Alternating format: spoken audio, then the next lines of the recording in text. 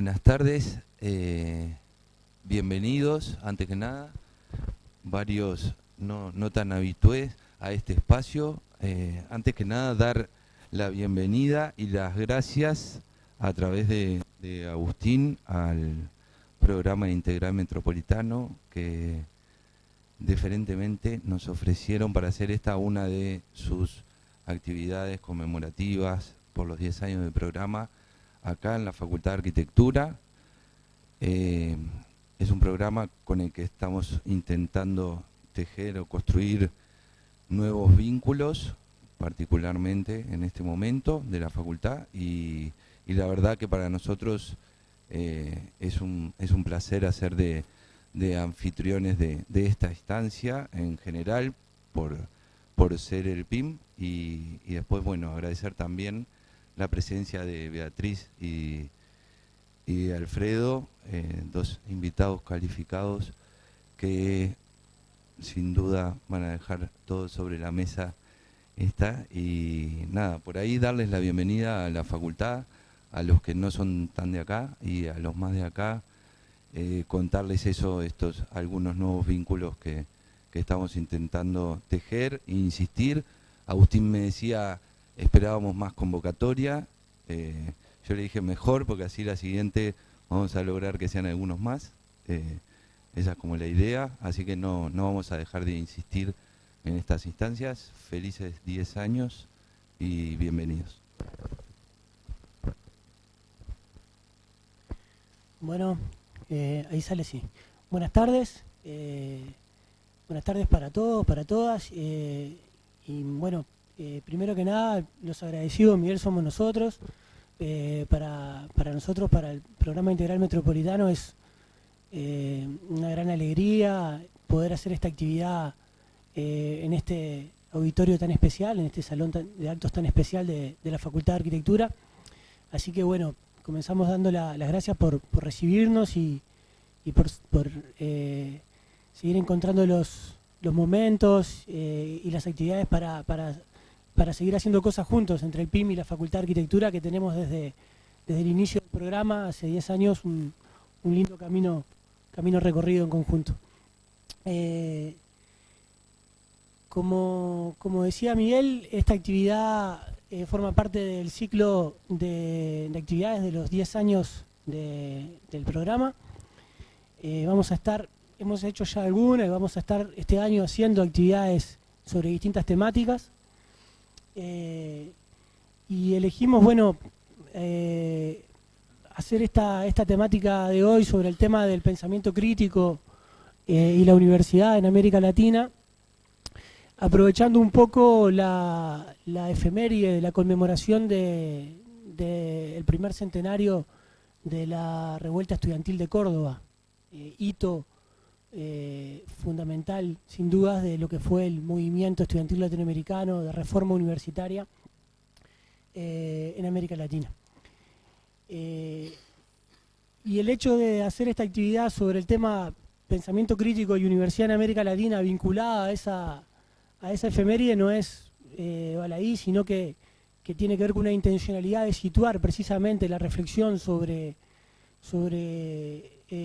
la función crítica de las universidades y de los universitarios en una genealogía particular de movimiento universitario latinoamericano, democrático, democratizante y popular. Ahora bien, obviamente, indudablemente, la cuestión, el problema del pensamiento crítico desde las universidades en América Latina no se presenta de igual modo en la actualidad que hace 100 años. Decir pensamiento crítico es siempre nombrar una disputa, un conflicto, una situación precisamente de crítica contra algo, de movimiento intelectual, político, en contra de determinados poderes y determinados dogmas, que no son los mismos hace 100 años que en la actualidad.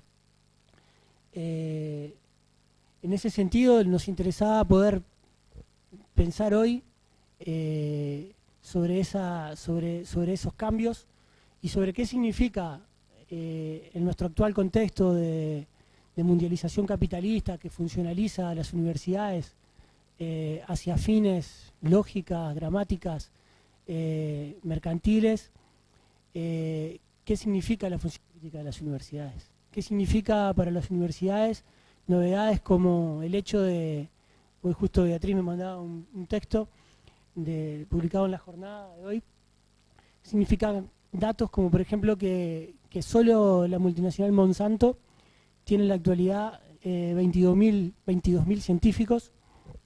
Para que ustedes tengan una idea, en Uruguay, en el Sistema Nacional de Investigadores, hay 1.750, si no me equivoco, bueno, no sé si lo noté,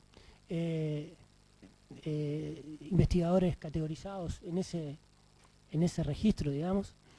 ¿Qué significa para las universidades entonces también los movimientos de contrarreforma universitaria que con todos estos procesos se generan? Y en particular en las humanidades y en las ciencias sociales la primacía de un empirismo tecnocrático que aunque muchas veces es sofisticado en general, para lo que tiene que ver con la crítica es muy superficial. Pablo Carlevaro, en un discurso que hizo en el 75 aniversario de la FEU, hace muchos años, en el 2004, decía en un momento: se ha vuelto esta una universidad que no sueña e ignora que la sabiduría llega a través de los sueños. Los sueños también tienen que ver con la función crítica de las universidades. ¿Cuáles son entonces los sueños sobre los cuales se sustentan la crítica que los movimientos estudiantiles, que los movimientos intelectuales dentro de la Universidad Latinoamericana hoy impulsan? Para dialogar un poco sobre todas estas cosas tenemos dos invitados de lujo. Nos acompaña a mi izquierda, solamente desde el punto de vista topográfico, a mi izquierda pero a su derecha, ¿no? La profesora Beatriz Stolovich. Beatriz es profesora e investigadora del Departamento de Política y Cultura en el área de problemas de América Latina de la Universidad Autónoma Unidad Xochimilco, la Universidad Autónoma Metropolitana Unidad Xochimilco de México. Beatriz es una mexicana originaria de Uruguay, según su propia definición, y es un inmenso placer y un honor que esté en Uruguay, hacía muchos años que no venía, y que haya tenido la generosidad de participar y acompañarnos en esta actividad hoy. Así que muchas gracias, Beatriz. Y también tenemos el honor y la alegría también de contar con un gran amigo del PIM, casi que diría que integrante, que parte del programa, porque comparte con nosotros equipos de investigación, publicaciones, actividades y bueno, peripecias varias. El doctor Alfredo Falero, también profesor investigador en su caso del Departamento de Sociología de la Facultad de Ciencias Sociales de la Universidad de la República. Así que bueno, abrimos entonces con Alfredo, y la idea es poder, después de las exposiciones de Alfredo y de Beatriz, tener una instancia de conversación entre todos. Bueno, gracias, Agustín. Bueno, buenas noches a todos, a todas. Para mí es un gusto estar acá por varias razones. Una es por la invitación de Agustín, sin duda, pero además porque comparto con Beatriz, con la cual hemos intercambiado correos y no nos conocíamos hasta ahora. Así que bueno, es un placer compartir esta mesa con Beatriz y obviamente con Agustín. Y bueno, y tratar de generar, de poder intercambiar algunas ideas con todos ustedes en este tema vastísimo, que es el tema del pensamiento crítico y la relación con la universidad en América Latina. Es decir, vastísimo, ya digo, porque este tema se puede encarar de múltiples formas, ¿no? Entonces, yo elegí una posible entre muchas que se puede tratar este tema. Creo que no crean que es un PowerPoint de 30 PowerPoint, de 30 láminas, es apenas 2 o 3 que son una guía, simplemente para algunas de las cosas que yo les quería plantear, y que tienen que ver con un contexto muy especial. Creo que es interesante marcar esto que decía Agustín en cuanto a los a las 100 años de la Reforma de Córdoba, ¿no? De ese movimiento estudiantil de 1918. Pero acordarnos también que este 2018 es un aniversario también en otros sentidos. Es un aniversario del Mayo francés, ahora a nosotros nos gustan las cifras redondas, entonces es los 50 años del Mayo francés, pero también los 200 años del nacimiento de Marx. Es decir, curiosamente este 2018 es un año que tiene varias conmemoraciones, así que y todas interesantes, ¿no? Todas tienen que ver con el pensamiento crítico, porque no cabe duda de que Marx fue un impulsor a su manera, una de las formas que impulsó el pensamiento crítico. No cabe duda de que la Reforma de Córdoba, con ese movimiento estudiantil, impulsó el pensamiento crítico, y no cabe duda que aquellos fenómenos que nucleamos en el Mayo francés del 68, que es para reducirlo a un mes y a un año, porque en realidad era un movimiento que venía antes y después, también provocó enorme producción de pensamiento y de conocimiento. Y estamos en América Latina 2018 con un contexto regional que yo creo que es importante colocar de fondo ahora, porque es un contexto regional complicado. Y entonces yo creo que es interesante en primer lugar marcar eso, ¿no? Es decir, ¿en qué contexto estamos? Estamos en un contexto donde digamos hay regresiones en distinto, no para colocar como mojón los gobiernos caracterizados como progresistas, de eso va a haber otra mesa, no quiero entrar en eso. Simplemente que hay, en términos de lo que ocurrió en los últimos años, hay regresiones. Estas regresiones se manifiestan de distintas maneras, y la más notoria ha sido, y que nos afecta brutalmente, es la de Brasil en los últimos años. O sea, las transformaciones regresivas en el mundo del trabajo. Sobre eso ahí está, perfecto. Cabría todo, ¿verdad? Cabría toda una discusión sobre lo que significa estas transformaciones de informalidad, de precarización laboral, etcétera, que curiosamente era, si ustedes, yo me estaba revisando los últimos días algunas bibliografías digamos, de los fines de los años 90, y es increíble que el diagnóstico que hacían a fines de la década del 90, lo podemos, 10 años después, podemos trasplantarlo igual. Hay un proceso de precarización, hay un proceso de esto, hay un proceso de quiebre de los derechos, hay un proceso... Bueno, esta es la América Latina de hoy. Y es un contexto entonces complejo en diversos sentidos. No me quiero abundar sobre esto, pero sí colocarlo como tema. En este contexto no hay que olvidar que esa lógica, digamos, ese proceso sociopolítico latinoamericano complejo tiene otro doble contexto que hay que colocar. Es un elemento que es central para mí, que son las transformaciones del propio capitalismo a nivel global. Y sobre eso también cabría una discusión enorme, ¿no? Si bien yo no me ascribo totalmente a esa corriente, hay una corriente que viene desde la década del 90, quizá un poco antes, que se llama de capitalismo cognitivo. Yo no me ascribo totalmente a eso, pero coloca un tema que para mí es central, que enfatiza la relación cada vez más fuerte que hay entre producción de valor, acumulación de capital y conocimiento. Y por lo tanto, esto es central colocarlo, porque las universidades tienden a ser correas de transmisión de intereses y de necesidades de las empresas. Porque cada vez más se precisa innovación, esta palabrita tan de moda, cada vez se precisa más generar un conocimiento de aplicación inmediata, cada vez hay un mundo más tecnologizado, y esto tiene efectos rápidos en las universidades. Entonces las universidades tienden a ser cada vez más mercantilizadas a nivel global. Y en esto hay una bibliografía ya que se está acumulando importante. esta idea de la universidad como, entre comillas, fábrica del conocimiento, o la universidad en el sentido de una sociedad, de una universidad mercantilizada, ¿no? De una universidad que se ascribe fuertemente a una idea de lo útil vinculado a necesidades de la empresa. Y esto es importante también colocarlo, no me voy a extender en este punto, que va a hablar Beatriz además sobre el tema universidad, y me quiero enfocar más bien en el tema justamente de la problemática de constitución, de construcción de pensamiento crítico en este contexto, en este contexto regional y en este contexto global, ¿no? Entonces, lo que ustedes ven ahí son algunas preguntas posibles, y que, por supuesto, cada una de estas preguntas, podríamos hablar un montón de cada una de estas preguntas. ¿Qué es el pensamiento crítico?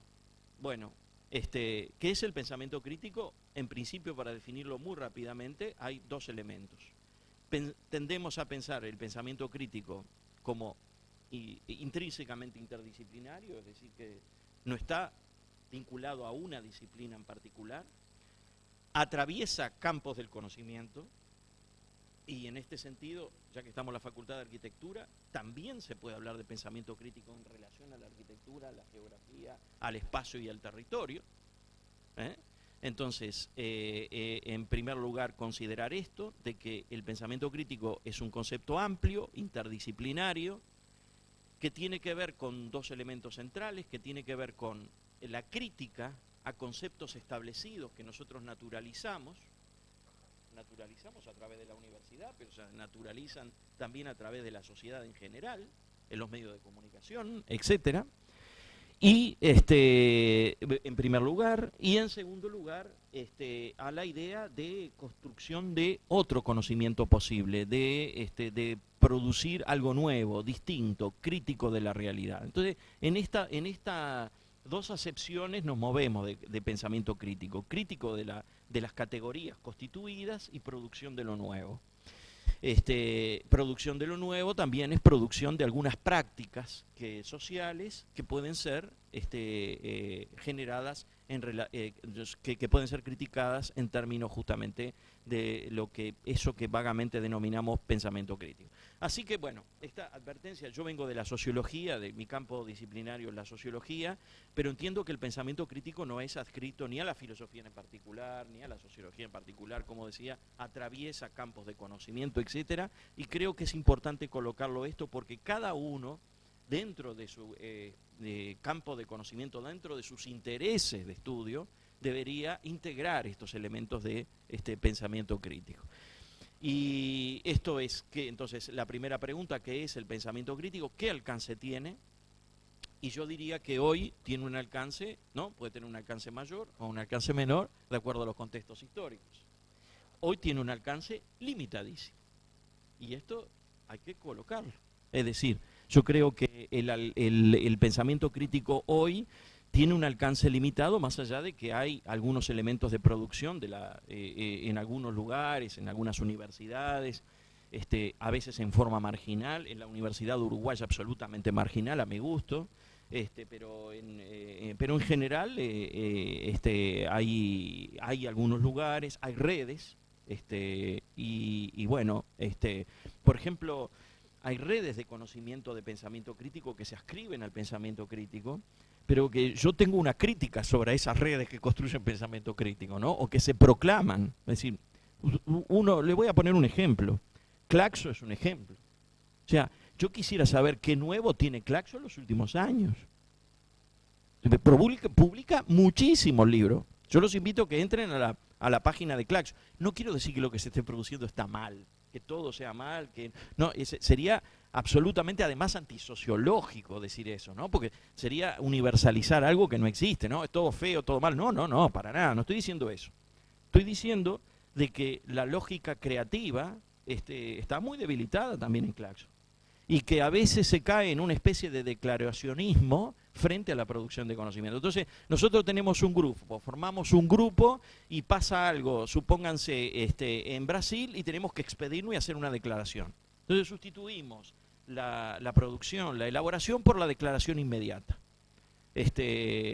porque además nos coloca a nosotros frente a un mundo donde hay que expedirse públicamente, ¿no? Nos expedimos públicamente de distintas formas, las redes sociales, etcétera, ¿no? En artículos, en trabajo, lo que sea. Bueno, hay una especie de ánimo de declaracionitis, que entonces a mí ya francamente seguir todas las declaraciones ya me implicaría estar todo el día pendiente de todas las declaraciones que hay, los distintos grupos sobre los distintos temas.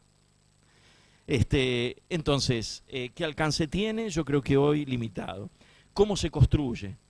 Y bueno, se construye en forma compleja, tiene que ver con esto que señalaba ahora Agustín, ¿no? A partir del artículo que mencionaba de Beatriz, que Monsanto 22.000 científicos. Bueno, ¿cuántos intelectuales tenemos nosotros produciendo pensamiento crítico? ¿Cuántos intelectuales? ¿Cuánta gente de la universidad puede considerarse en eso? ¿Cómo se construye? Entonces en forma muy compleja, muy lenta. ¿Qué importancia tiene? Bueno, para mí una importancia sustantiva, ¿no? Es una importancia que tiene que ver con la capacidad, digamos, de no naturalizar lo dado como lo único posible.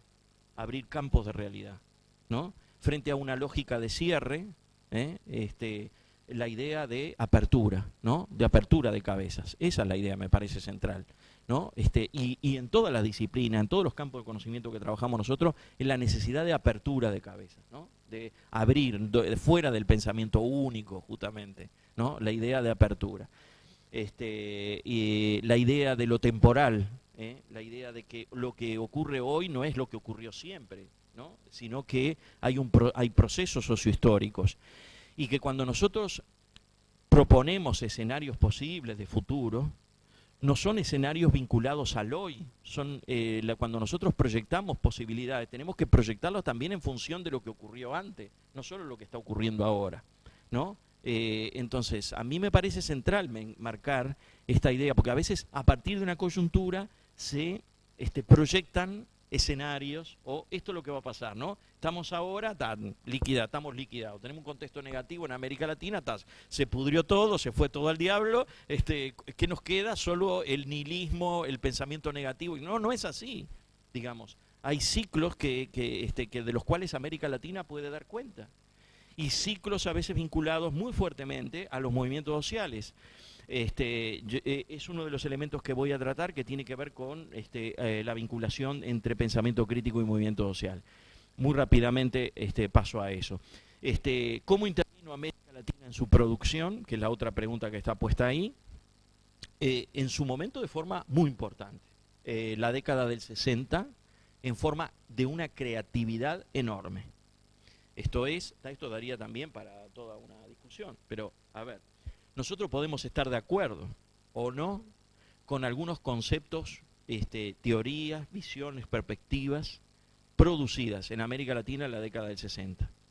Pero lo que no podemos estar de acuerdo o podemos no estar de acuerdo, pero lo que es un hecho es que fue de una enorme creatividad. Por ejemplo, la llamada teoría de la dependencia o la perspectiva de la dependencia dio lugar a un conjunto enorme de categorías de análisis. Eso fue producción latinoamericana. Fue producción latinoamericana en un contexto difícil. Por ejemplo, recuerden que el golpe de Estado de Brasil fue en el año 64, que debieron emigrar una cantidad de intelectuales, y muchos se refugiaron en 2 centros de producción de conocimiento en Chile, en Santiago de Chile. Y desde allí se produjo conocimiento, desde ahí vinieron también intelectuales de otras partes, y se generaron una enorme masa crítica interesante de producción de conocimiento para entender la realidad. El concepto de marginalidad, ya que estamos justamente en una facultad donde trabaja con el tema del territorio y del espacio. El concepto de marginalidad es un concepto social, al mismo tiempo es un concepto claramente territorial, es decir, que se expresa en las ciudades latinoamericanas, el concepto de marginalidad. Entonces, y en eso, sobre eso, toda una discusión sobre lo que implicaba las diferencias con Europa, cómo se salía del esquema marxista, etcétera, etcétera, etcétera, etcétera. Larguísimo.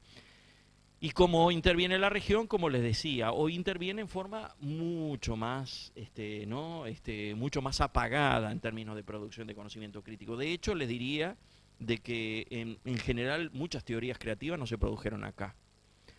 Dudo que si hubo algún optimismo para aquellos que conocen el tema, que están bien con las teorías postcoloniales, de colonial, que vino una moda sobre eso. Bueno, ahí quedó. O sea, no, ¿qué nos ayudó? Yo, a mi gusto, muy poco. Sí, nos ayudó a entender algunas cosas, pero también nos quedó gusto a poco. ¿Qué instrumentos nos integró para poder trabajar, para producir conocimiento? Tengo mis dudas. Y bueno, ¿cuál es el papel de la universidad? Es justamente la discusión que es importante dar. ¿Cuál es el papel de la universidad para no quedar en esa mera correa de transmisión de los intereses del capital, como habíamos dicho en otro momento? La universidad, ustedes saben, es una abstracción, es decir, la universidad es un ente, ¿no? De una cosa enorme, grande, ¿no? Entonces, como decía Bourdieu era crítico, ¿no? Trabajó siempre en la universidad. Bourdieu es para aquellos que no lo ubican, es un intelectual francés que falleció en el 2002, sociólogo, etcétera. Bourdieu, me acuerdo que había una charla abierta con una cantidad de gente, eso lo aparece en el documental La sociología es un deporte de combate. Él había una charla y alguien dice, la universidad es una mierda y pa. Y dice Bourdieu, ¿no? Que era crítico y que... dice, mire, yo no le puedo acompañar ese pensamiento, porque no puedo hacer una generalización tan grande, porque siempre hay espacio, no puedo decir la universidad en general, y más en Francia, ¿no? Que más varias universidades, etcétera. Entonces yo lo mismo podría decir hoy, es decir, no puedo hacer una extracción, una generalización abusiva. Pero es cierto de que el papel de la universidad podría ser mucho más patente, mucho más importante. Voy ya a unas tesis posibles sobre el tema del pensamiento crítico y la relación con la universidad hoy, y para homenajear a Mariátegui y homenajear a Stavenhagen, ese gran antropólogo, sociólogo, de origen alemán, pero mexicano, de adopción, ¿verdad? Yo no sé si nació en México o en Alemania. En México mismo, ahí está. Pero los padres habían venido de Alemania, ahí está. Entonces, yo no sé si, Stavenhagen se hizo famoso por siempre, gracias, claro, las 7 tesis equivocadas sobre América Latina, que fue una producción corta que salió en El Día, que era un diario de México, en dos partes.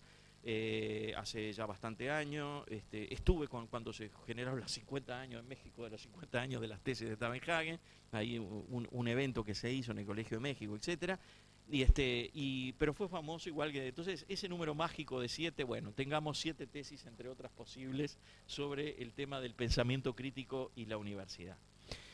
La primera tesis dice, como ustedes ven ahí, sobre la utilidad y contra la sospecha. Y esto es porque el pensamiento crítico siempre está en cuestión, siempre aparece que requiere una justificación, ¿no? ¿Para qué diablo pensamiento crítico? Tanta cosa para producir, ¿para qué alguien se tiene que dedicar al pensamiento crítico? Y bueno, hay varias razones. Por ejemplo, frente a una inmensa masa de información, cada vez más voluminosa, una sobrecarga a la que estamos expuestos, ¿cómo seleccionamos esa información? ¿Cómo podemos atar distintos eventos para que no queden eventos solo? Yo creo que ahí está el tema del pensamiento crítico, es decir, como elementos, como líneas de referencia que permiten atar, ¿no?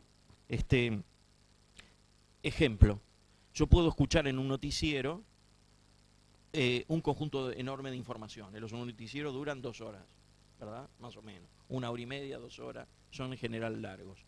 Muchos policiales en general, sacando los noticieros del Estado, y en general una sobremasa, una sobrecarga de eventos. ¿Qué me acuerdo yo de todo lo que pasó? Lo único que me queda es la sensación de una sociedad violenta, deslocada, ¿no? Donde toda la gente actúa de forma o hay un nosotros contra ellos, que son los delincuentes, etcétera, etcétera. Bueno, yo creo que el pensamiento crítico es central para poder atar, por ejemplo, elementos como esto. No puede explicarse la delincuencia sin justamente marginalidad, sin desigualdad social y sin un elemento contextual fuerte de fractura social. Esto quiere decir que, nosotros cuando estamos frente a un conjunto de situaciones, de noticias, de eventos, tendemos a hoy, por esa sobrecarga de información, a quedar prendidos del evento, de la situación concreta, etcétera. Y es necesario integrarlo dentro de marcos referenciales. Y ahí está el pensamiento crítico. Integrarlo dentro de marcos referenciales. Yo les quería dar un ejemplo de que esto no es solamente de Uruguay, ¿no? En el año 2016, un sociólogo francés que se llama Bernard Lahire, que es heredero de Bourdieu, había una onda estatal en Francia muy fuerte y decía más o menos esto, decían desde el Estado francés. La sociología lo que está haciendo es exculpar a los delincuentes, porque en realidad estamos como quitándole responsabilidad individual, son actos individuales. ¿Y qué hace la sociología? Dice que la marginalidad, que esto, que la desigualdad, dice, lo que hace es exculpar a los delincuentes. Entonces, ¿qué hace Bernard Lahire? ¿No? Agarra y escribe un libro rápido, que se llama justamente Pour la sociologie, o sea, en favor de la sociología, traducido con el subtítulo "Y para terminar con una presunta, pretendida cultura de la excusa", ¿no? Es decir, como que la sociología lo que hace es exculpar. Y el tipo lo que decía era, mire, lo que hace la sociología es intentar explicar. O sea, es claro de que el Ministerio del Interior va a funcionar por otro lado con sus distintos nombres, pero la sociología lo que tiene que hacer es explicar los hechos y buscar cómo se puede ver, no solo en términos de corto plazo, sino de mediano plazo. Entonces, en esa contribución decía, no es que se trata de una cultura de la excusa, es que nosotros tenemos la necesidad de pensar eso de otra manera. Y bueno, fíjense que cuando se tradujo en Buenos Aires, que se tradujo curiosamente ese mismo año, el siglo XXI, de Buenos Aires, tradujo el libro ese, lo tradujo en el 2016. Apareció a fines del 2016. En el libro en Buenos Aires, fíjense cómo se llama, le cambiaron, se llama En defensa de la sociología, más o menos sería igual, por la sociología, En defensa de la sociología, pero dice el subtítulo, que no era el subtítulo francés: contra el mito de que los sociólogos son unos charlatanes, justifican a los delincuentes y distorsionan la realidad. Largo subtítulo. Exactamente.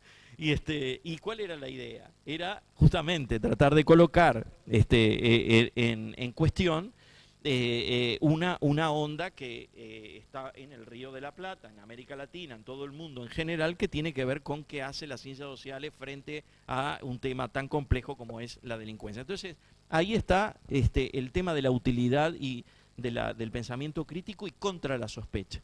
Digo pensamiento crítico en general porque obviamente del tema no se encarga solo la sociología, hay varias disciplinas. Entonces, bueno, el siguiente punto, vos avísame cuando queden 5 más o menos, así apresuro. Bueno, el segundo lugar es, dice ahí, sobre su lugar en la academia. Y bueno, en cuanto al lugar en la academia,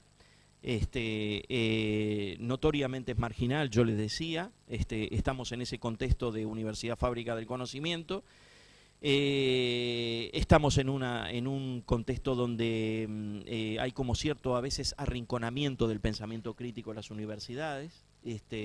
No quiere decir que no exista, quiere decir que es marginal, que es arrinconado, etcétera. Entonces, ¿cuál es el lugar hoy? No quiero decir que sea inexistente, y además porque, imagínense, en América Latina, porque así se llama este panel, esta mesa, esta convocatoria, que es Universidad en América Latina, es muy diversa, ¿no? Solo en México puede ser muy diversa, Beatriz puede dar cuenta de eso. En Uruguay, como tenemos la escala chica, tendemos a hacer un poco más, pero en realidad, fíjense, imagínense lo que es Brasil, por ejemplo. Es muy diverso, muy grande. Entonces, hay distintos puede haber distintas situaciones. Pero en general la tendencia es que sea un lugar marginal. Sobre su lugar en la sociedad actual, ahí yo creo que es una cuestión contradictoria que hay que colocar. Fíjense que el discurso dominante, que es un discurso que prescribe conductas, cómo debe ser uno en la vida, ¿no? Es un discurso dominante, prescribe, ¿no? Ustedes tienen que ser emprendedor, tienen que ser, ¿no? Tienen que trabajar, y si caen tienen que levantarse y volver a empezar y meterle y ¿no? Todo ese discurso muy individualista, muy prescriptivo en cuanto a normas, lo que se debe hacer en la vida, etcétera. Fíjense que tiene también elementos vinculados a otro discurso que es la innovación, muy fuerte, ¿no? Y lo escuchan. De hecho, en Uruguay yo soy parte del Sistema Nacional de Investigadores, que es parte de la Agencia Nacional de Investigación e Innovación. Innovación, ¿no? Innovación es algo fuerte. Ahora yo pregunto, para innovar, ¿no es necesario criticar lo dado? ¿No es necesario tener una cuestión, una perspectiva, una actitud crítica frente a lo dado para poder transformar eso, para producir lo nuevo? ¿Acaso en la arquitectura, por ejemplo, no es necesario la crítica de lo existente para poder decir, no, podría ir por acá, podría ir por allá, etcétera? Entonces, yo en este sentido quisiera mencionar que me parece que hay una contradicción en una sociedad donde evalúa mucho la creatividad, la crítica de lo dado en algunos, pero lo arrincona y dice hasta acá. Después cuando hablamos de pensamiento crítico, no, ahí no. Pero cuando hablamos de la crítica en algunas esferas, bueno, no está tan mal, ¿no? Por ejemplo, empresas de informática, ¿no? Como decía un empresario una vez, yo no quiero monitos, quiero gente que piense. Bueno, muy bien, gente que piense, ok, perfecto. Gente que piense, para poder pensar, para poder crear, para poder innovar, hay que criticar la realidad. Y en ese sentido, ese ejercicio de la crítica hoy tiende a ser, se consolida como un ejercicio limitado, encajonado, ¿no? Arrinconado a determinadas esferas, pero no a la sociedad en total. Es decir, la consigna sería, sea crítico, pero en los lugares y en los momentos que yo le digo, no en todo momento. Y esto es una contradicción, a mí me parece, en el capitalismo actual. Por eso es su lugar en la sociedad, creo que es un lugar contradictorio. El cuarto punto dice sobre su dificultad de captación y procesamiento, y acá me voy a su dificultad de captación y procesamiento en la sociedad en general. ¿Qué capacidad tenemos nosotros de captar, deglutir, pensar a partir del pensamiento crítico? Y acá tenemos un problema. Yo creo que tenemos una situación donde esto es cada vez más difícil. Es decir, es lo que algunos llaman lectura zapping. Estamos acostumbrándonos demasiado a la lectura zapping. Es decir, bichamos algo medio por arriba, ¿no? Tipo, ¿no? Medio, hacemos un ojeo, lo conozco, ya está. Ya me enteré de que por dónde viene la mar, pronto, listo. Exactamente, el Astra, ¿no? El Astra, exactamente. El Astra es como el paradigma de eso, ¿no? Leo el Astra y ya está. Y bueno, el pensamiento crítico, lamento decirlo, pero requiere justamente esfuerzo de reflexión, de leer algo, a ver hacia dónde va, lo cual no quiere decir que uno esté de acuerdo con el autor, a ver si nos entendemos, no quiere decir eso, quiere decir que si critica al autor, genial, lo critica. Pero nosotros tenemos que pensar de que nos estamos acostumbrando a una lectura que es una lectura demasiado lineal, demasiado esquemática, demasiado rápida, demasiado zapping, ¿no? Algunos expertos en historia de la lectura, por ejemplo Roger Chartier en Francia, mencionan este punto. Dice, lo que se está dando ahora es un cambio bastante invisibilizado, pero solo tiene lugar, solo es comparable, fíjense la comparación que hace, ¿no? Es cuando cambiaron, ¿se acuerdan de los rollos de papiro, ¿no? que estaban, y se pasaron a la todavía pre-imprenta Gutenberg, ¿no? Se pasaron a la escritura a mano de tipo, el libro que conocemos hoy. Dice, solo comparable a esa transformación lo que está ocurriendo hoy.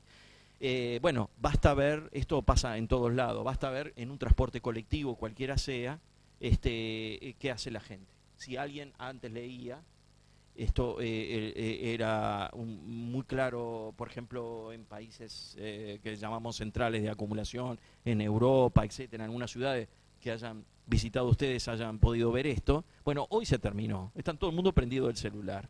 Y el celular amerita no a la lectura, no a la elaboración, no a la visión, no a la lectura de un libro en forma reflexiva. Y esto es un problema entonces de captación del pensamiento crítico. Y además yo no puedo trasladar el pensamiento, hablemos del pensamiento crítico, ¿no? Como por ejemplo, existiera acá un periodista, nos viniera a hacer una pregunta y nos dijera, si usted tiene que explicar en un minuto qué es el pensamiento crítico, ¿qué diría? Yo qué sé qué puedo decir en un minuto. No sé lo que puedo decir, que se pueda entender, ¿no? Me acuerdo una vez a un intelectual que ya falleció en Argentina, yo estaba en Buenos Aires en ese momento, en un canal falleció Ernesto Laclau, ¿no? Que era un intelectual argentino, bueno, que estuvo discutible en muchos cachos, la verdad que no me llevaba bien con lo que escribía, pero de repente no, estaban entrevistando a alguien que sí lo había estudiado, ¿no? Otro intelectual, Gruner, ¿no? Eduardo Gruner, ¿no? Y dice, si usted tuviera que explicar, y le pone un concepto de Laclau, ¿no? Dice, en un minuto, para terminar esta entrevista, usted tuviera ¿qué quería decir Laclau? Y le coloca una categoría, ¿no? Un significante vacío, vamos, ¿no? Que creo que dijo eso. Si usted tuviera que decir, ¿qué es el significante vacío, Laclau? En un minuto. Y Eduardo Brune dice, yo creo que puedo explicar en un minuto qué es el significante vacío. No sé. Entonces tiende a decir dos o tres cosas, ¿no? Pero ese es el problema que tenemos. Es decir, pensamiento crítico justamente no puede estar atado a la inmediatez, ¿no? A la pildorita, y se terminó. Y nosotros nos estamos acostumbrando a una cultura de la pildorita. Entonces, ese es un problema que me parece que tiene que ver con esto que decíamos de la dificultad de captación y procesamiento. No, es perfecto. No, ya termino, son tres, voy rápido. Son sobre la lucha desigual contra la adaptación. Hay una tendencia en general a la adaptación social. Esto funciona, por ejemplo, le voy a decir cómo funciona. Los libros de autoayuda son una tendencia a la adaptación social. Entonces, contra la cultura de la adaptación, por ejemplo, toda la literatura managerial que explotó la década del 90 es enormemente prescriptiva y adaptativa. Cómo ser un buen jefe, cómo ser un buen CEO, cómo trabajar con un equipo, cómo ¿no? Es enormemente prescriptiva. Siempre tiende justamente a la adaptación, ¿no? Es una lucha desigual en ese sentido. Porque siempre es más fácil adaptarse que ponerse en contra, ¿no? Además porque nunca es gratis, ¿no? Ponerse en contra nunca es gratis. Y bueno, 6. Sobre el papel de la producción, sobre su papel en la producción de conocimiento. Bueno, yo quiero acá colocar simplemente una idea. No piensen que es, porque yo lo he visto por ahí y me parece que es una falsedad absoluta. Una especie de, llamémoslo así para ser rápido, ¿no? Un sombrero que se pone después de la producción del conocimiento ya hecho. Entonces, acá tenemos un conjunto de conocimiento en serio. Esto es riguroso. Ahora, bueno, ¿te gustó el pensamiento crítico? Bueno, decía algunas cosas después de eso y ya quedamos pronto, ¿no? Es como una especie de sombrero que se pone. Eso no es pensamiento crítico. El pensamiento crítico está integrado en la propia producción de conocimiento y arranca en la propia construcción del objeto de estudio, en la producción del conocimiento. ¿Qué estudio y por qué? ¿Qué elementos afectan esa producción de eso que yo voy a estudiar, eso que quiero estudiar? Ahí arranca el tema de lo crítico, no es que después que termine, ahora estudio la pobreza, terminé de estudiar la pobreza y ahora le pongo algo de crítico para quedar bien. Eso no es pensamiento crítico. Ahí hay un error enorme. No es un sombrero que se pone ex post. 7º punto sobre su conexión con movimientos sociales. Bueno, yo creo que acá, volviendo a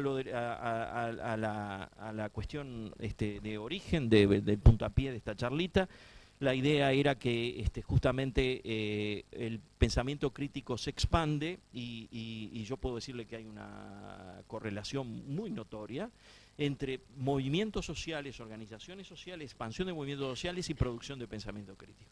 Así que la construcción de estos actores, que son movimientos sociales en el sentido emancipatorio, para que quede claro, ¿no? Es decir, que construyen una idea de sociedad alternativa. No me estoy refiriendo a un solo Uruguay, ¿no? Me estoy refiriendo a aquellas lógicas de movimientos que dicen, bueno, nosotros movimiento sin techo, peleamos por el, ¿no? Movimiento sin tierra, ¿no? Movimiento de trabajadores desocupados. Estamos hablando de esos movimientos indígenas, porque los indígenas siempre fueron, ¿no?, razonablemente estigmatizados, etcétera, etcétera. Esos movimientos estamos hablando. Bueno, el surgimiento, el desarrollo de esos movimientos siempre estuvo ligado en América Latina, no es así en todos lados, en América Latina, a la producción y a la expansión de pensamiento crítico. Quiero terminar como no di ningún datito para ahorrar tiempo, quiero colocar solamente uno que tiene que ver con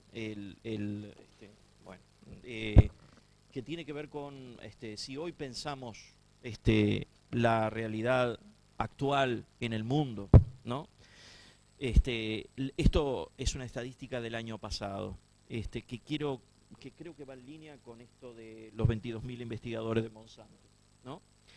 Si uno toma las 100 entidades mayores de la economía a nivel mundial, datos del año pasado, las 100 entidades mayores de la economía a nivel mundial, 69 son empresas transnacionales y 31 son países. 69 empresas transnacionales, 31 son países. Es decir, esto hace algunos años era 50-50. Pero la tendencia es a la concentración y al acaparamiento del poder económico y naturalmente político, ideológico de las transnacionales. En ese mundo estamos. O sea que esto merece tener un pensamiento crítico, digamos, atento. Es decir, de que, ¿por qué? Porque en buena medida las alternativas de sociedad durante el siglo XX estuvieron atadas muy fuertemente a la idea de Estado-Nación siglo XX, pensado en clave de siglo XX. Y las alternativas de sociedad hoy, no le digo que no piensen al Estado-Nación, porque hay toda una discusión sobre eso y no me quiero meter, pero sí digo que el Estado-Nación actual no es el Estado-Nación del siglo XX. Y en ese sentido, pensemos en este dato, de que la capacidad de los Estados-Nación entiende a ser arrinconada frente al poder de empresas transnacionales que tienen no solo poder económico. Cuando uno habla de poder económico, quiere decir poder ideológico y poder simbólico de producir y naturalizar ideas. Bueno, y por ahí me quedo. Gracias.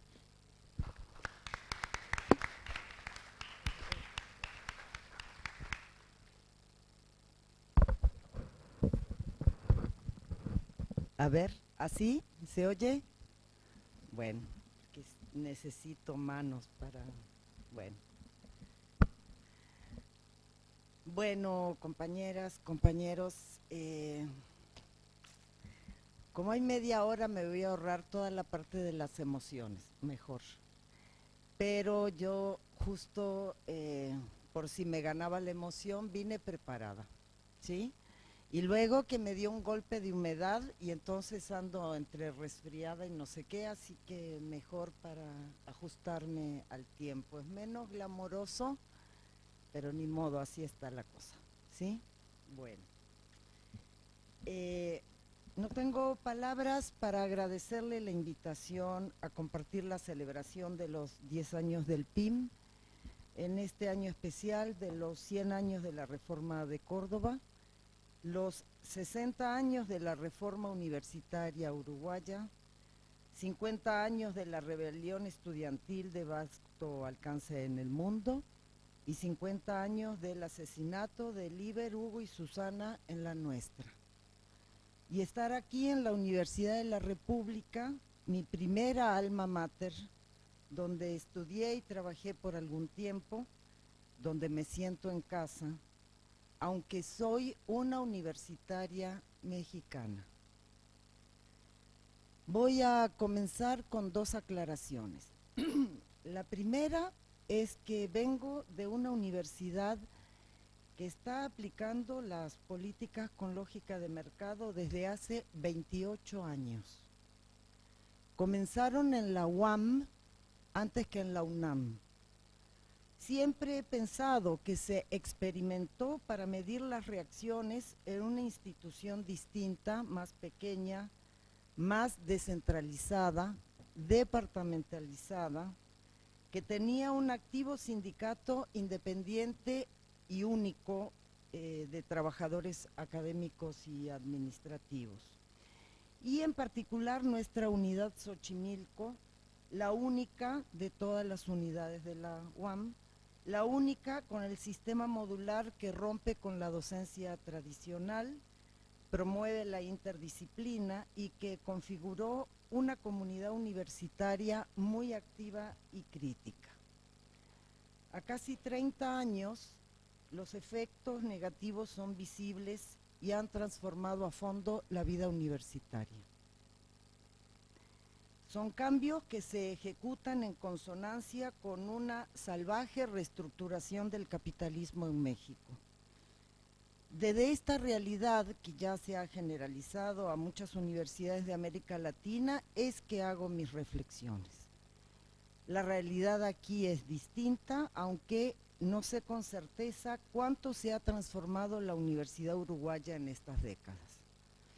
En cualquier caso, que estas reflexiones sirvan como un espejo donde mirarse, sobre todo para saber lo que no hay que hacer. La segunda aclaración, tomando en consideración el título de esta actividad, es sobre lo que yo entiendo por pensamiento crítico. Considero que no es solo oponerse a lo existente y abundar sobre el deber ser, sino la capacidad de develar lo encubierto en el funcionamiento del sistema y su reproducción. Y para pensar en el problema de la universidad pública, hay que considerar, como decía Alfredo, que muchas de las elaboraciones que se asumieron como la teoría crítica de lo universitario se hicieron durante los llamados 30 años dorados del capitalismo. Hoy surgen nuevos desafíos analíticos y sé que mucho de lo que diré sonará a herejía. Pero con todo y lo raro que pueda sonar, quizás sirva para hacerse preguntas. Debe reconocerse que el llamado, subrayo, el llamado o autodenominado pensamiento crítico tiene falencias. Quizá la mayor, de origen, es el modo como se caracterizó el neoliberalismo, tomando como cierta la caracterización que del mismo hicieron los intelectuales sistémicos. Se tomó como si fuera realidad lo que solo era la retórica de los dominantes, que hicieron que se le pensara como una política económica, el ajuste fiscal recesivo, monetarista, como estado mínimo y como desinterés por lo social. Esos eran los tres rasgos, así se presentaban. Tomando esa caracterización como válida, se asumió por contraposición que si se aplican políticas económicas no recesivas, si se aumentan las funciones del Estado o se desarrollan políticas sociales, se ha salido del neoliberalismo. Esto abarca una cantidad de aspectos, pero me voy a concentrar en los que atañen a la universidad pública, es decir, en el análisis sobre el Estado del que ella forma parte. Y perdonen la tosecita y toda la cosa, pero el viento y esta cosa, estoy malita. Una manera de abordarlo, sí, pero mira, ni todo el agua del mundo puede con el golpe de humedad y esta cosa, pero pero se agradece, se agradece. Sí, también. No, pero los plátanos no son así largos y amarillos. Bueno. Una manera de abordarlo que me parece interesante es a partir de la consigna que moviliza a los estudiantes de toda la región por una universidad pública, gratuita y de calidad, que parece ser absolutamente clara, pero que deja un enorme margen para asignarle contenidos distintos. Llamo la atención que las contrarreformas universitarias, al menos en México, se ejecutan diciendo que es para tener una educación pública, gratuita y de calidad. La retórica de los dominantes hace un uso intenso del nominalismo. Se apropian de las palabras que en el imaginario popular han representado sentidos virtuosos, para darles contenidos totalmente opuestos, pero no de manera evidente. Y así avanzan en construir un sentido común que pone a los dominados en estado de disponibilidad para la manipulación de la derecha. Por eso convoco a afinar el discurso sobre la universidad, a darle contenidos precisos e inconfundibles. Y usando este ejercicio de analogía, pues comencemos pública, gratuita y de calidad, ¿no? Comencemos por la idea de lo público. Con su retórica, los dominantes han presentado al neoliberalismo como negación del Estado. No obstante que la reestructuración del capitalismo denominada neoliberal hace un uso intenso del Estado. Es un Estado máximo, no mínimo, máximo al servicio del capital. El discurso del Estado mínimo sirvió para que justificaran la demolición de las anteriores funciones sociales del Estado, negando al Estado en general en el discurso. Impusieron retóricamente la lógica del doctrinarismo liberal que separa ontológicamente lo público y lo privado, basándose en el fetichismo de la forma jurídica de la propiedad. Es necesario que quede claro que lo público no se define solamente porque el Estado tenga la titularidad jurídica de determinadas instituciones, sino esencialmente por los cometidos del Estado, es decir, porque sus acciones estén al servicio de las mayorías. El gran capital no está constreñido a la dicotomía entre titularidad jurídica pública o titularidad jurídicamente privada para usar intensamente al Estado como su Estado. La idea de privatización a secas ya había sido abandonada a mediados de los 90 y sustituida por la idea de posprivatización. Para los objetivos del capital, la titularidad jurídica estatal de bienes y servicios llega a ser mucho más útil porque garantiza que el presupuesto público sea el vehículo para transferirle riqueza social al capital. Esto se aplicó primero en las políticas sociales, financiadas con presupuesto público, que creció en el rubro del gasto social, pero para ser provistas por privados que se embolsaron las ganancias. Fue la manera, además, de construir mediaciones sociales. Hoy esto está potenciado con las asociaciones público-privadas, garantizadas por ley hasta por un siglo en algunos países, y con leyes plurianuales de presupuesto público que le garantizan y financian al capital altos niveles de ganancia. Es decir, que aunque no esté privatizado en términos de la titularidad jurídica, Lo estatal no se usa para fines públicos mayoritarios, sino para intereses minoritarios.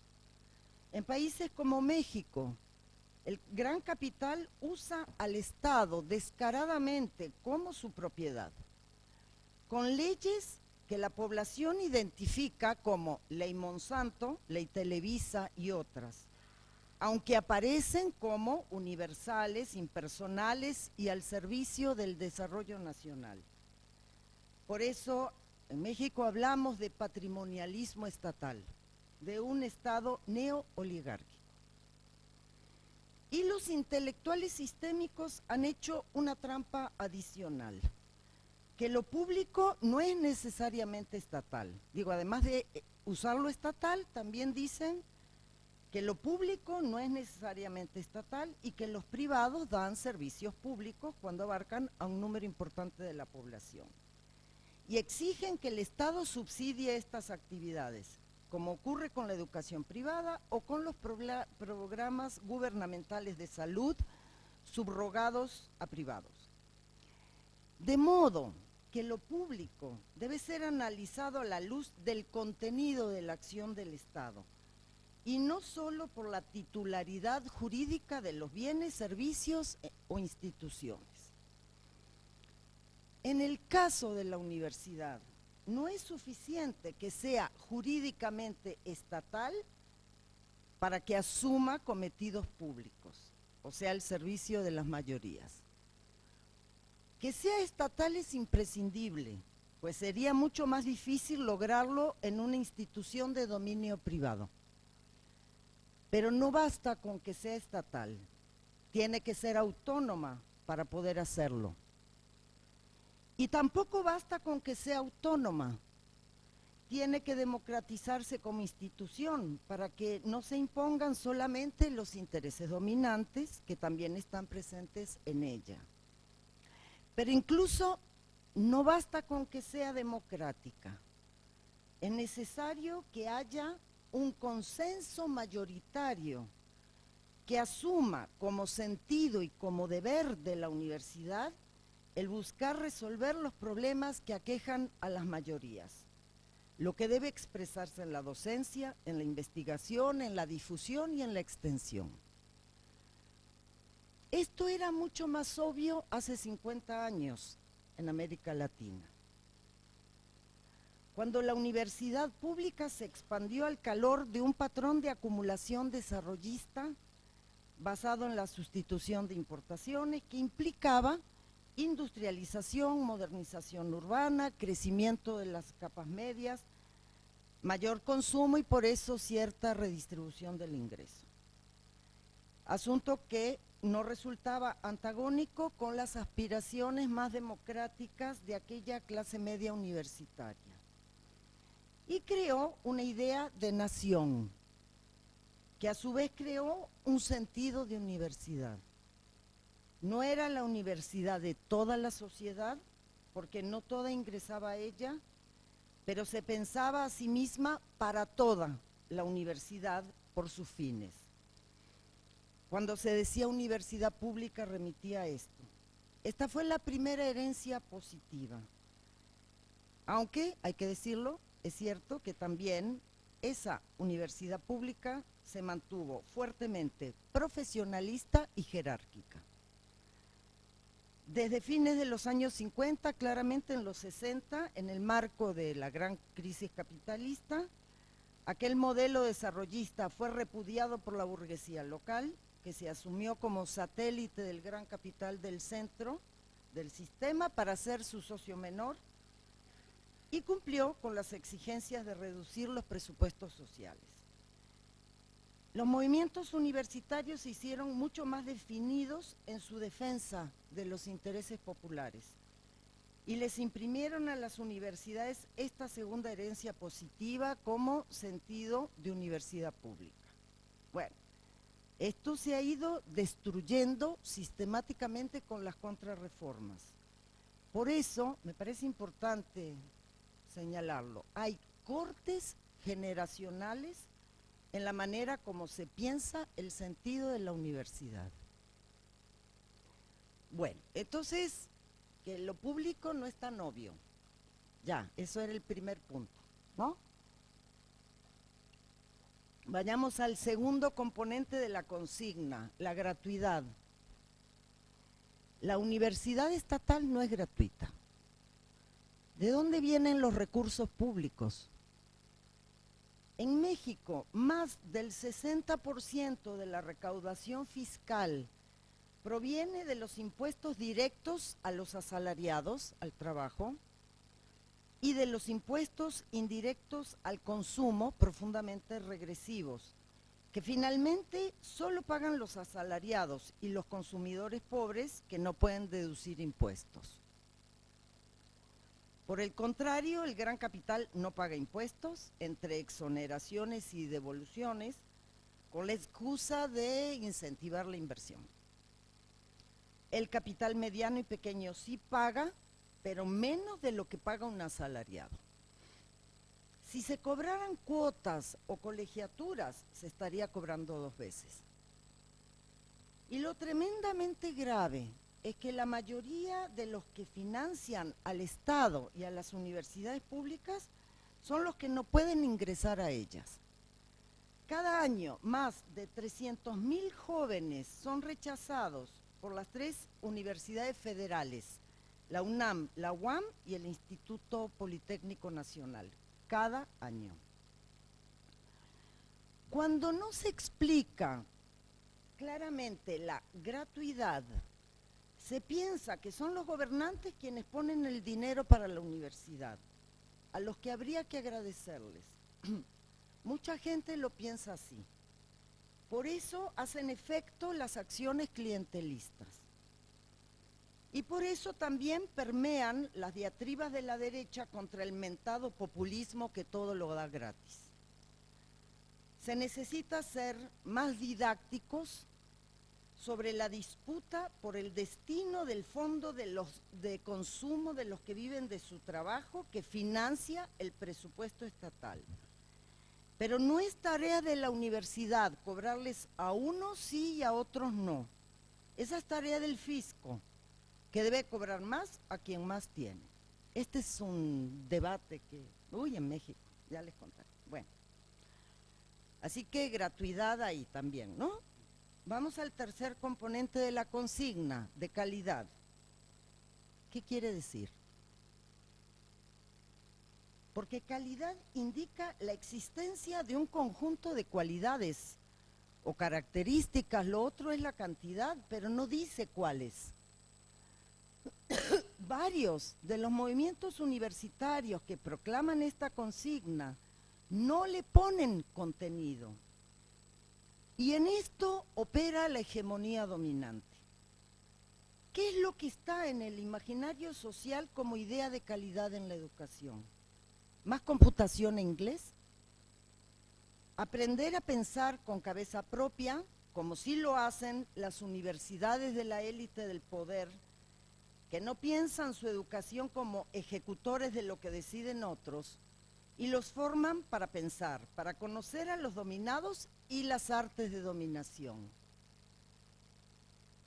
¿A pensar con cabeza propia o solamente formar habilidades como mera capacitación para hacer fuerza de trabajo dirigida por otros? Y no solo estoy pensando en los trabajadores manuales, sino también en los que ocupan los puestos intermedios como operadores del gran capital. No solo estoy pensando en las licenciaturas o pregrado, también en los posgrados. Conozco a biólogos que no tenían idea del gran negocio que representan los transgénicos y de su uso para ejercer un control inimaginable sobre la humanidad. O estudiantes de ingeniería que me han contado que les enseñaban a someter los proyectos a los encargos de las grandes constructoras, no importa si después con un terremoto eso deja un tendal de muertos. O a estudiantes de economía que los forman para ser operadores, corredores de bolsa, pero que nunca estudiaron economía política. Y no estamos hablando solo de los profesionistas que salen a buscar trabajo. También estamos hablando del recambio generacional de la planta docente, que va reproduciendo esto. no se discuten los contenidos y tampoco se perciben todas las formas como estos se van imponiendo. La reducción de los presupuestos universitarios no solo afecta a los salarios, también lubrica que se obligue a las universidades a generar recursos propios, tal como discutió la Unión de Universidades de América Latina, la UDUAL, hace 2 semanas en México. Esa es la vía para subordinar la investigación de la universidad pública a las grandes empresas que además se quedan con las patentes. O la venta de servicios como consultorías a transnacionales que pagan por las horas del trabajo del consultor, pero no por el costo de su formación con recursos públicos. O talleres y diplomados que se adaptan a las pautas de consumo y de estatus impuestas por las grandes empresas, como uno de educación continua en mi universidad que se titulaba, es del año pasado, Marketing personal. O sea, cómo venderse, cómo prostituirse. Es sobre la base de este chantaje económico que se construye toda la estructura meritocrática que opera como mecanismo de presión para modificar los contenidos de la universidad pública. Me parece que ni en las universidades autónomas y democráticas esto es materia de discusión. Y lo digo para conectarlo justamente con lo que decía antes sobre qué tan público es lo público. En el siglo XIX se presentaba como una conquista democratizadora liberal la llamada carrera abierta a los talentos. Ya no sería la herencia o la cuna, sino el talento lo que permitiría ocupar puestos de dirección en el Estado o en las empresas. Casi se disolvían las clases mediante la educación, pero según cuál educación, no era pareja, ¿no? Los nuevos liberales arman una estructura meritocrática para asignar recursos focalizadamente, montados sobre las reducciones presupuestales. Nosotros, en la UAM sobre todo, ¿no?, tenemos casi 30 años en el sistema de puntos y estímulos para salario de productividad que está por fuera del contrato colectivo de trabajo. Se monta a partir del congelamiento de salarios nominales y una reducción catastrófica del salario real desde los años 80, el salario real universitario. Presentan como criterio de objetividad un tabulador que asigna puntajes con rangos amplísimos a cada actividad. Por ejemplo, asignando más puntos a las publicaciones catalogadas como de excelencia que a otras. Los criterios, además, y padrones, hay padrones de excelencia, son un potente mecanismo para imponer modificaciones a los contenidos de carreras, posgrados, revistas, libros, etcétera, porque son condicionantes para becas, financiamiento para movilidad de proyectos, etcétera. A esto se dedican los consejos de ciencia y tecnología públicos, con creciente injerencia de los grandes bancos transnacionales como Santander, por ejemplo, que por cierto en México, debo decir, una entrevista ahí le hicieron y presume como uno de sus programas estrellas en América Latina, el de aquí. Ha habido acciones estudiantiles demandando por becas, pero nunca se cuestionan los contenidos exigidos para acceder a ellas. Esta es una meritocracia no de talentos, sino de certificaciones, de cantidad de certificaciones obtenidas al vapor bajo la lógica de la eficiencia terminal, que sea rapidito para que cueste menos. Son políticas focalizadas hacia la clase media que hacen de la necesidad virtud porque hacen creer que se accede a ellas por ser los mejores. Es un círculo cerrado que se le alimenta a sí mismo y que, al menos en las ciencias sociales, ha dado por resultado la renuncia a concepciones teóricas que cuestionan el orden dominante. la renuncia a formaciones sólidas que necesitan tiempo de sedimentación. Se mata la investigación científica verdadera que inevitablemente es de largo plazo. Esta meritocracia ha agudizado las posturas individualistas y un sentido común conservador. ¿Y qué es lo que da contenido a las decisiones autónomas de las universidades públicas, a decisiones colegiadas de cogobierno? Los objetivos dominantes se cumplen desde adentro. Y pese a la obsecuencia que generan, no garantizan la empleabilidad, como dicen. En México, el 45% de los desempleados tienen educación media superior y superior, lo que prueba que esta formación adquirida bajo los criterios actuales no son capital humano, como lo denominan los liberales. Porque capital humano para Schultz o Gary Becker, sus teóricos, son solo aquellas habilidades o competencias del factor trabajo demandadas de manera efectiva por el mercado. Si no las demanda, son un desperdicio. Es que el problema es el lugar de América Latina en la reproducción capitalista.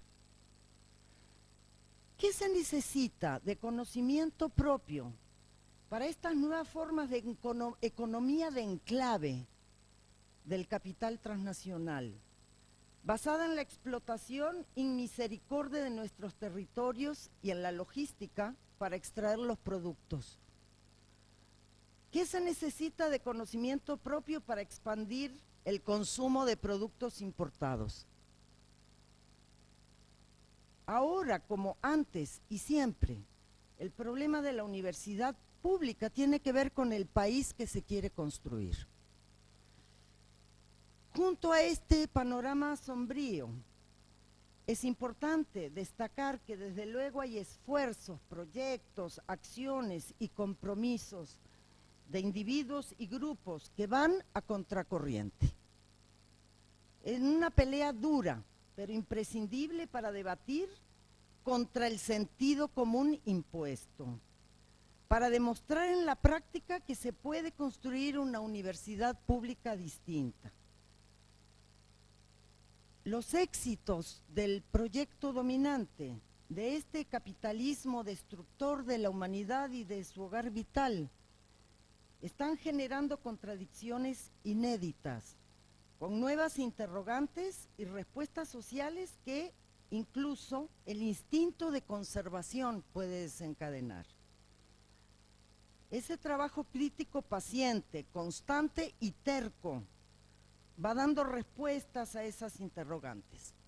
Poco a poco se van recuperando cabezas y corazones. Por eso mi alegría de compartir este aniversario de un programa de la Universidad de la República que hace honor a lo mejor de su historia. Gracias.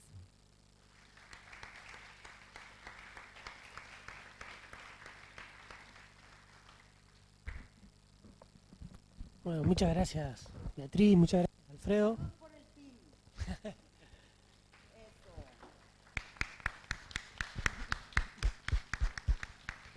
Ya armaremos algo para brindar con otra cosa que agua, pero fuera de los locales universitarios. El agua es vida. Bueno, me hizo acordar a las firmas que se están juntando. Bueno, la verdad que muchas gracias a ambos. Es mucho lo que se ha puesto sobre la mesa, así que ahora la idea sería bueno, abrir un espacio de intervenciones, de aportes, de preguntas, etcétera, de ustedes. y bueno, unos minutos tenemos para eso. Así que bueno, yo le voy a pasar el micrófono, así queda registrado en la grabación que se está haciendo.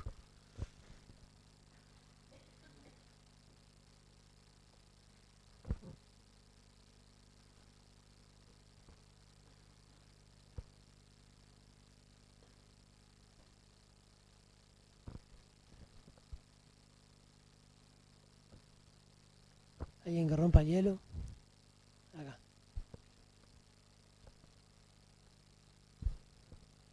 Bueno, buenas noches, ¿qué tal? Mi nombre es Juan, soy docente acá de la Facultad de Arquitectura.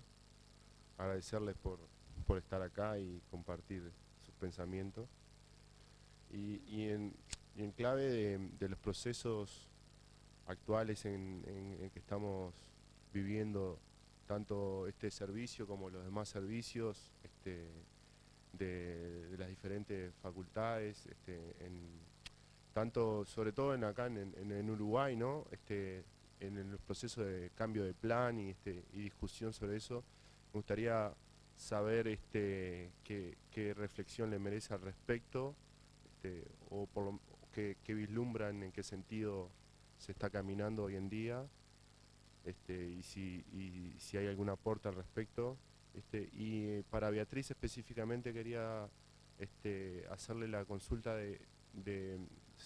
usted categorizó a intelectuales sistémicos, si podría explicar a qué se refería al respecto.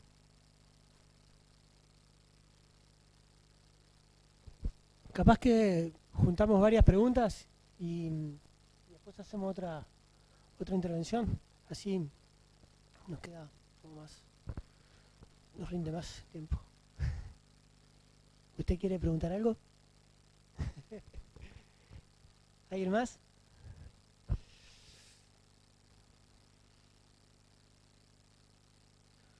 Arrancamos con esta entonces. Alfredo, ¿querés?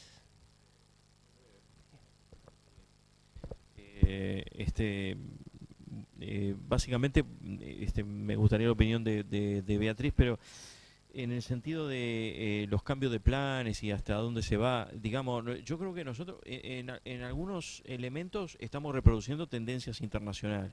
Por ejemplo, en Europa, el llamado Plan Bolonia suponía la minimización de la graduación y el pasaje en la maestría se convierte en una especie de jamón del sándwich hacia el doctorado inmediato. De ahí que nosotros tenemos doctor en cualquier disciplina en Europa a los 25, 26 años. La primera, el primer momento, cuando trabajan en la universidad, la primera investigación que hacen es justamente para el doctorado, ¿ves? Entonces, ahora, ¿qué había de sustrato de base? Si bien todos los países en Europa son diferentes, ¿no? Está claro que, por ejemplo, Francia todavía maneja lo estatal muy fuerte, ¿no? Pero en general en todos los países, ¿qué había de sustrato? Que al bajar las exigencias de la graduación permite que empresas privadas entren en el mercado de la educación. Entonces pueden ofrecer titulaciones de grado mucho más fácilmente. Así que esa tendencia es global y acá en Uruguay está llegando un poco más lentamente. En todos, como ustedes vieron, todas las carreras de grado tienden a achicarse un poco. No está mal, de todos modos, pensando de que en algunos casos también en Uruguay la particularidad es que los estudios de posgrado llegaron bastante tarde. Yo me acuerdo cuando hice la licenciatura en Sociología hace muchos años, desde el 86 al 90, todavía había gente, me acuerdo que en Humanidades, por ejemplo, que estudiaba dos carreras. Hacía licenciatura, por ejemplo, para dar clases, ¿no? Licenciatura en Historia y hacía la licenciatura en Filosofía. Todavía no estaba la cultura del posgrado, cuando en Brasil ya estaba recontra desarrollada la cultura del posgrado. Entonces, en ese sentido de que se haya instalado una cultura de posgrado en Uruguay, a mí no me parece mal. Ahora, lo que sí reproducimos tendencias en general globales. Y la segunda tendencia tiene que ver con el tema de la investigación. Y eso es la que más a mí me preocupa. Beatriz manejó varios elementos en ese sentido, pero cuando la investigación queda atada en función de limitaciones del presupuesto, etcétera, a lógicas puramente de demandas del mercado, es un problema. O queda atada incluso a lógicas del Estado. Voy a poner un ejemplo. Yo no trabajo, no tengo convenios con el Estado, pero en mi facultad, no solo en mi facultad, hay una parte muy importante de la universidad, pero la Facultad de Ciencias Sociales trabaja mucho con el MIDE, supónganse, con el Ministerio de Desarrollo Social. Ahora yo pregunto, ¿alguien que trabaja para el Ministerio de Desarrollo Social va a cuestionar las políticas, la forma de implementación, cómo se realizan las políticas de desarrollo, del Ministerio de Desarrollo Social, si trabaja para ese ministerio?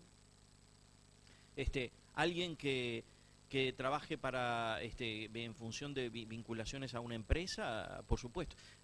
También, ni que hablar, o sea, va a estar atado a la lógica de investigación que le impone, a las agendas que impone la relación en universidad-empresa.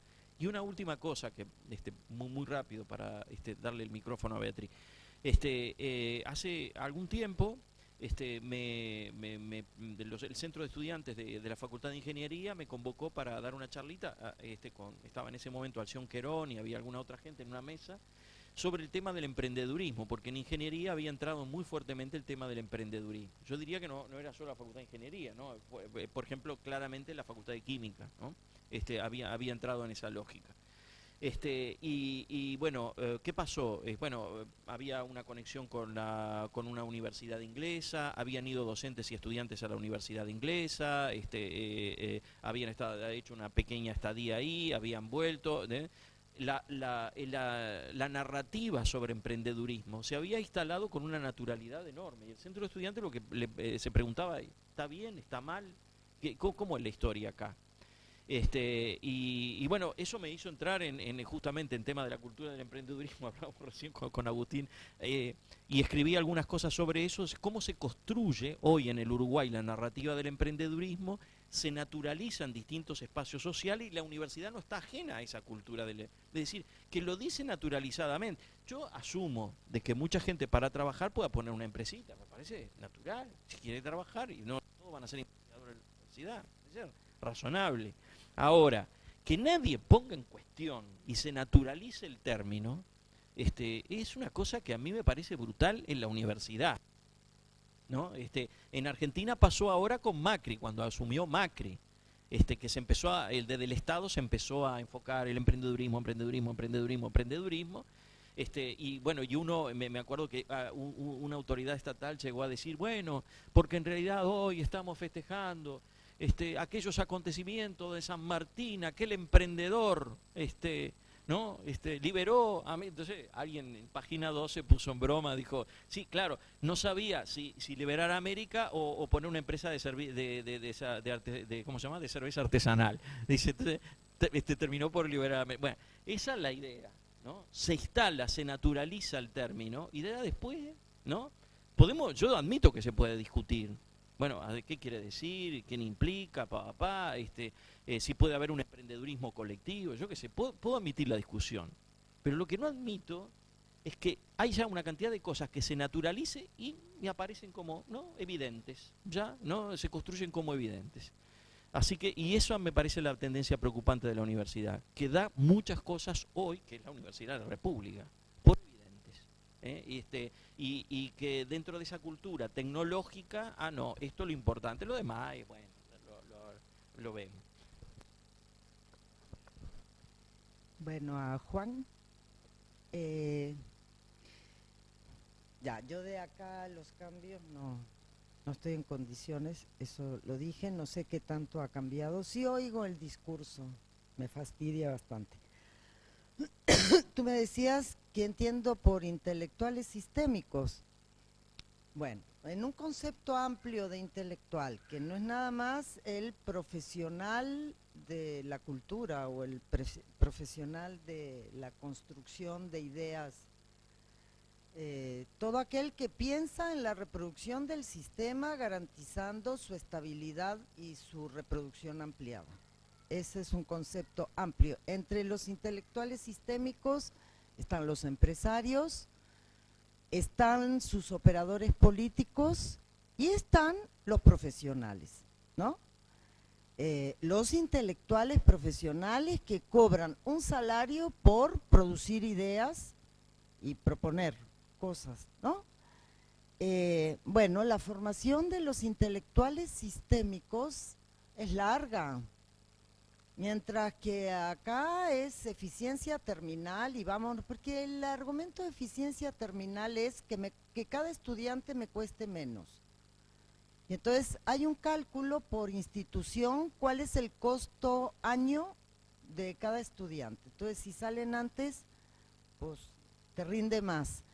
Y eso, por ejemplo, tiene efectos en que hacíamos la tesis de licenciatura, que era el momento de síntesis de tu producción y era tu primer elaboración, tu primer creación de investigación. En muchos lados las han eliminado y hay casi te titulas nada más con los cursos aprobados, etcétera. Hay una cantidad de mecanismos para que salgan, ¿no? Y claro, entonces se reduce todo. Se redujeron un año las licenciaturas y fíjate, en México hay una historia de posgrados, pero con todo respeto y perdón por los que tengan posgrados, ¿no? Certificaciones de posgrados, los posgrados apenas complementan lo que se les quitó a las licenciaturas. No son lo que antes se pensaba, ¿no? De, bueno, en la época en que no había posgrados, con tu título profesional tenías que saber más o menos todo y solamente unos sectores que tenían plata porque no había becas, ¿no? Y que tenían la forma de pasarse un tiempo en París, iban a hacer un doctorado. Y el doctorado se pasaba directamente de la licenciatura del grado al doctorado. La cuestión en la maestría es gringa, es una cosa intermedia también, pero el caso nuestro en México y en algunos otros de América Latina, al acortar la carrera, pues el posgrado va complementando. O sea, por eso yo digo que son una meritocracia de certificados, no de talentos. En realidad ahí tiene que ser la formación propia y desde luego sin una generalización, hay espacios donde hay desarrollos más críticos, etcétera, pero están siendo muy golpeados. Tú sabes, el caso nuestro de estudios latinoamericanos, porque CONACYT exige, Consejo Nacional de Ciencia y Tecnología, ciertos requisitos para que sea posgrado de calidad. Si es posgrado de calidad, entonces los estudiantes acceden a beca y es prácticamente la salida para los desempleados. Yo soy muy cruda y perdone que lo diga crudamente, porque yo no estoy en contra de que la gente tenga beca, pero lo que yo estoy en contra es que no asuman que la beca es para mantenerlos en paz, tranquilos e incorporados a la lógica y que reproduzcan la lógica sin sufrir durante un tiempo el desempleo, ¿no?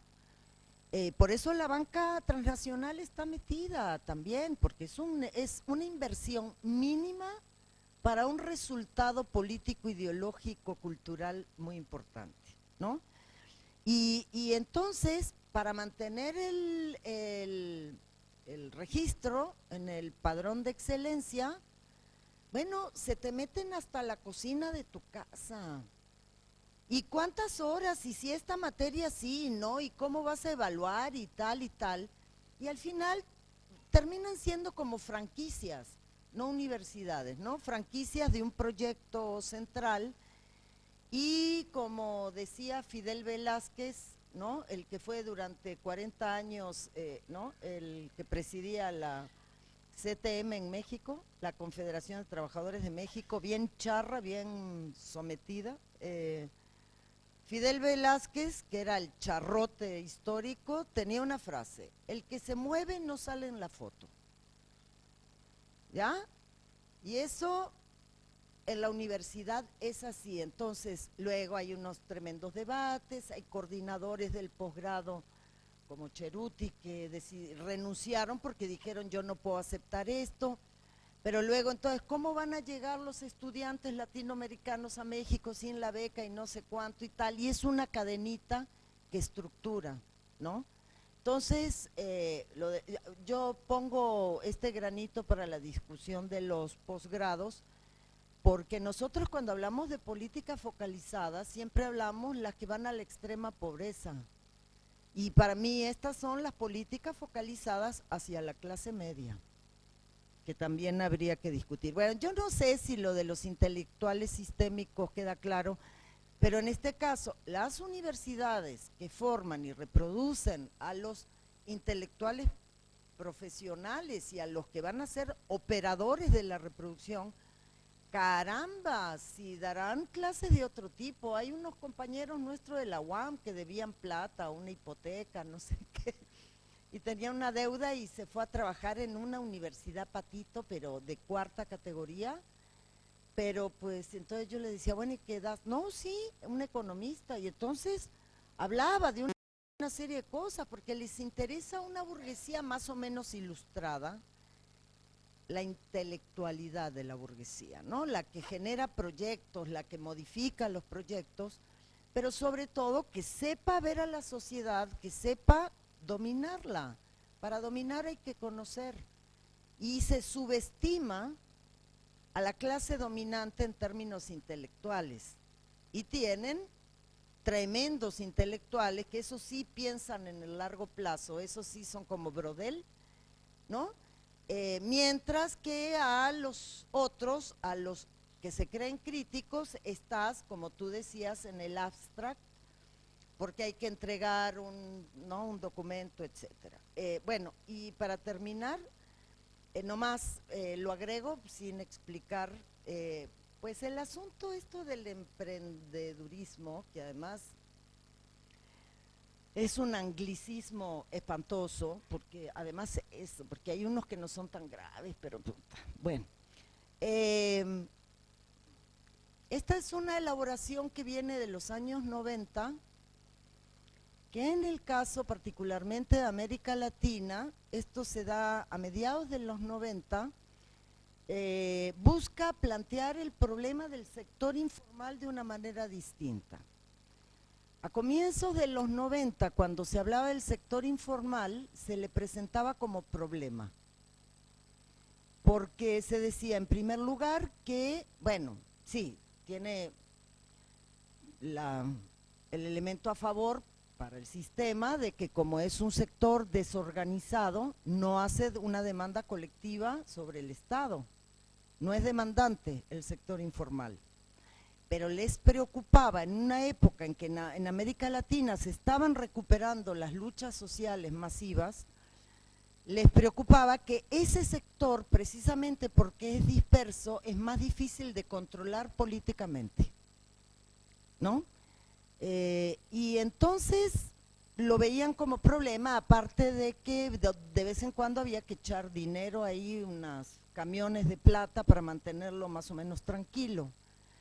Y elaboran a partir de las ideas de Hernando de Soto de los años 80, la idea de que el sector informal, lejos de ser un problema, es virtuoso, porque es el que lucha por avanzar, que toma riesgos, que emprende actividades, que busca su mejoramiento, etcétera, y empiezan a construir la apología vía el concepto de emprendedor, y de ahí surge, estoy hablando de mediados de los 90, el concepto de la nueva clase media, que ahora en 2010 en adelante se puso muy de moda, desde Brasil, pero que ya estaba ahí, y entonces es convertir en virtud la precarización laboral. Eso es el emprendedurismo. Yo, escuchándolos ahora, pensaba en otro aniversario que tenemos este año, que es el del también 50 aniversario de la obra de Darcy Ribeiro, de la Universidad Latinoamericana, que es una obra que, aprovechando esa excusa, sería interesante volver a traer arriba de la mesa y a esta discusión en particular, y en particular los conceptos, ¿no?, de modernización refleja o aceleración evolutiva que ponía arriba de la mesa Darcy para pensar el rol de las universidades en la transformación de las sociedades. Y lo segundo, que me parece, solo muy rápidamente, que es importante dejar planteado, es que otra de las novedades, si se quiere, no novedades, pero respecto a hace 100 años sí, para pensar la cuestión universitaria en el presente, es que la unidad de análisis ya no es la gran universidad autónoma nacional, ¿no?, como era en su momento, ¿no?, como era cuando estalló la revuelta de Córdoba, que era, ¿no?, la Universidad de México, de Santo Domingo, de Córdoba, de Montevideo, etcétera, ¿no? sino qué son los sistemas universitarios, y es en esa unidad de análisis donde se pueden comprender mejor las modernizaciones reflejas de muchos de estos procesos. El ejemplo de México es bien claro. Beatriz hablaba de 800.000, 300. Te entendí 800. Bueno, pero igual, 300.000 estudiantes por año rechazados solo en 3 universidades, ¿no? Solo en las 3 federales. Eso es 3 veces la matrícula de la Universidad de la República, de estudiantes que lo que hacen es, al ser expulsados de esas universidades federales públicas, gratuitas, alimentan un mercado de educación superior que está segmentado y que tiene ofertas de diferente calidad para diferentes poderes adquisitivos. Beatriz usó al pasar un término que habrá resultado extraño, que es el de universidades patito, que es en México muy popular, o universidades garage, que se flexibilizan también los controles y los requerimientos para dar habilitaciones, y de modo tal de que ese mercado funciona con instituciones como esta, que se llaman despectivamente universidades patito, universidades garage, que atienden la